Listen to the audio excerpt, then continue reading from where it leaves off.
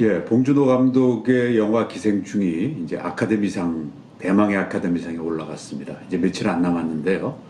진짜, 아주 관심이 주목되고 있습니다. 근데 이 영화, 기생충의 모티브가 된 실제 살인사건이 있습니다. 여러분 그 영화 보실 때, 거기 그 큰 저택에 그 가정부로 있던 문광 아주머니 기억하시죠? 그 아주머니를 지하실에서 난투구 끝에 죽이고서 그 사체를 어디다 묻습니까? 바로 그 정원, 그 저택 정원 끝에 있는 정원수 아래에다가 묻어 놓습니다. 근데 이 집 구조가 보면 통일이 이렇게 돼가지고 거실에서 다 볼 수 있게 돼 있어요. 그 다음에 왼쪽에는 어,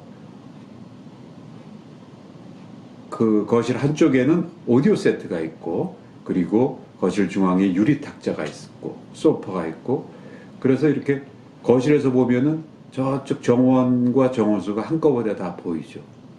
바로 그것은 1979년도 41년 전에 이 전국을 진짜 경악해 한 그런 살인 사건을 패러디한 것이라고 합니다.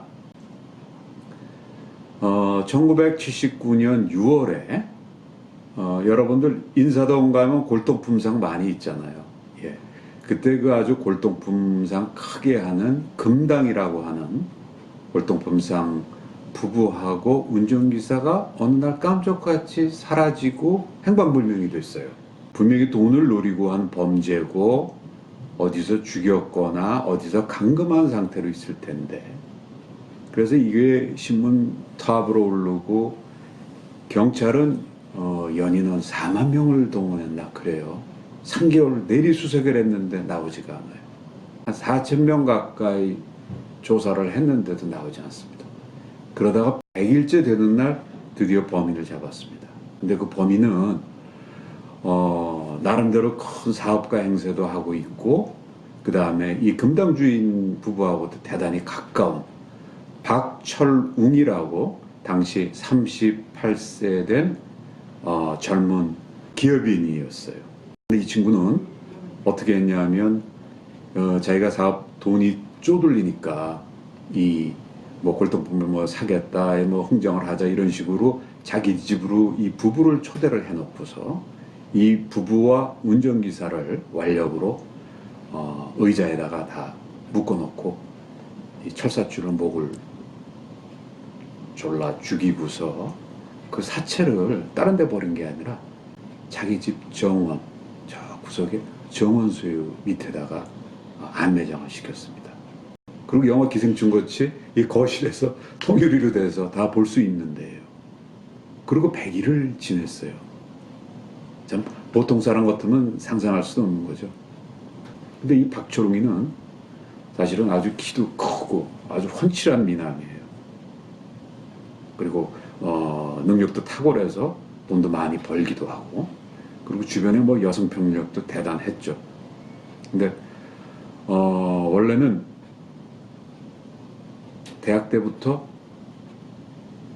절도죄로 구속이 됐는데 4차례 전과 기록이 있는 친구입니다. 이게 사이코패스죠. 그래서 이 친구는 이런 엽기적인 살인 사건으로 인해서 이제 결국 사형 선고를 받고 교도소에 복역하고 있는데, 그 2년 반 동안에 열렬한 기독교 신자로 변신을 했어요. 그래서 만나는 사람마다 자기가 그 신앙, 믿음을 갖게 된 데 따른 희열, 감사함, 천국에 대한 확신, 막 이런 식으로 얘기를 하면서 만나는 사람마다 막 전도를 하고 그랬어요. 그 사람이 일단 그 죽을 때, 그때 이제 임석했던 교도관이나 이런 진술을 종합해 보면 이렇습니다. 그 사람은 마지막 유언을 이렇게 했어요. 육신을 가진 인간으로서 해볼 수 있는 것은 다 해보았습니다. 돈도 모았고 쓸 만큼 써보았으며 수많은 여자도 안아보았습니다. 100m도 안 되는 거리를 자가용으로 다녀보기도 했었고요. 그러나 제 마음이 하나님을 받아들이고 나서 저는 이 모든 것이 헛된 것임을 깨달았습니다.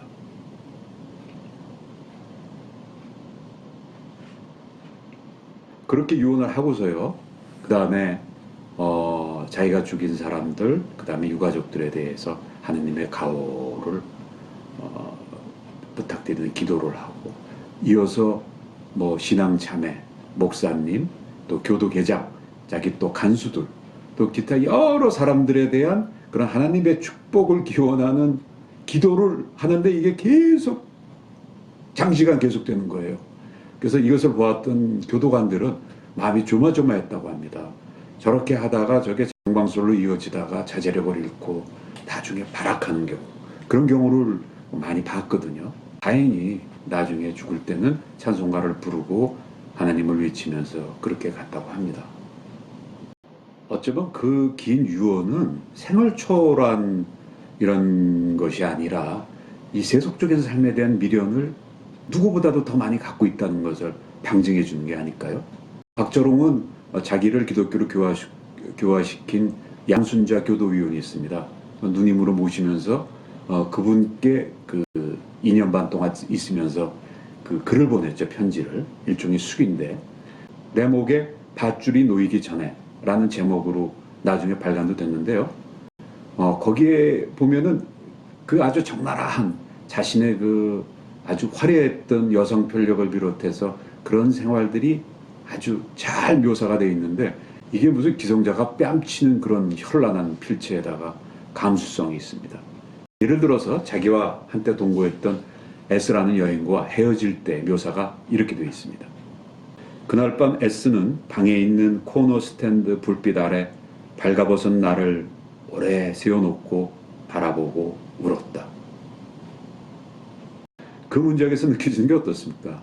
이 종교에 몰입한 그 사형수의 그런 느낌보다는 아주 육체적, 동물적 욕망이 아직도 불타오르고 있고, 그런 어떤 육체적 자신감, 그리고 극도의 자기애 같은 것이 흠뻑 느껴지는 그런 글입니다.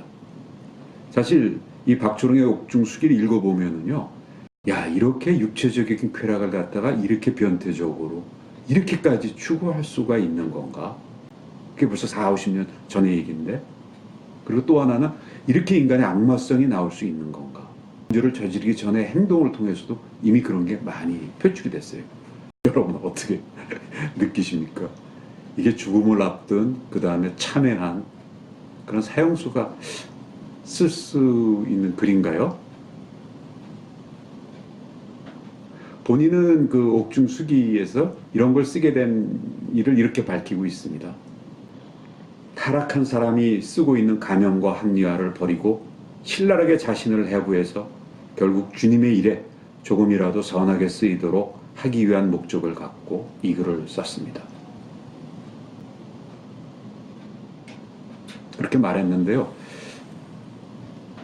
이 수많은 애정 편력에 대해서는 그렇게 얘기하지만 과거 자신의 네 번의 전과기로, 그리고 성장 시에 뭔가 있을 만한 그런 문제점들, 그리고 자기가 여기서 느끼는 고뇌, 그 진정한 참회, 이런 것들에 대한 얘기는 별로 언급되어 있지 않거든요. 제가 너무 비판적으로 봐서 그런 건가요? 그리고 본인은 자기가 극악 무도한 범죄자였다고 그렇게 하면서 나는 분명히 천국에 갈 거다, 확신한다, 이런 얘기를 계속 얘기를 합니다. 이 비판적인 시각에서 볼 때는 이 박초롱 씨는 세속의 그런 부와 쾌락을 위해서 물불 안 가리고 어떤 행동도 서슴지 않고 했던 사람이죠. 근데 인생의 마지막 이제 사형을 앞두고서 종교에 올인한 게 아닌가. 정말 귀했는지 아니면 미쳐버렸는지 그건 제가 모르겠지만요. 그렇지만 어떻게 인간의 그 복잡한 마음세계, 그 내면의 실상을 우리 제3자가 판단할 수 있겠습니까?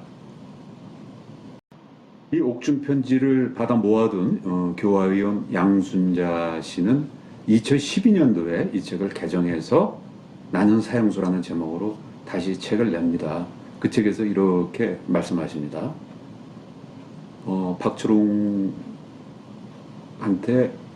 나중에라도 사면이 돼서 다시 살게 된다면 어떻게 하겠느냐 했더니 박초롱이는 누님, 뭐 그렇게 될 일도 없겠지만 그런다고 제가 나가고 싶지 않습니다. 그냥 이대로가 좋습니다. 라고 얘기를 했다고 합니다. 그 말이 뜻하는 건 뭘까요? 아마도 지금은 이제 사형이라고 하는 그런 막바지 그게 있기 때문에 본인의 그 마음속에 있는 악마성이 지어당하고 있는 거지만 막상 사회에 나가면은 자신이 어떻게 행동할지 어떤 악마를 변신할지 본인이 확신하지 못하는 그런 측면도 있지 않을까요? 여러분 그 유영철이라든가 그 지금 극악무도한 그 사형수들 지금은 사형 제도를 실시하지 않지 않습니까? 그러다 보니까 이 친구들은 지금 교도소 내에서 제멋대로 행동하고 있다고 그러거든요. 인간의 악성이라는 게 그런 것 같습니다. 그래서 양순자 씨는 이 책을 내게 된 동기를 이렇게 설명을 합니다.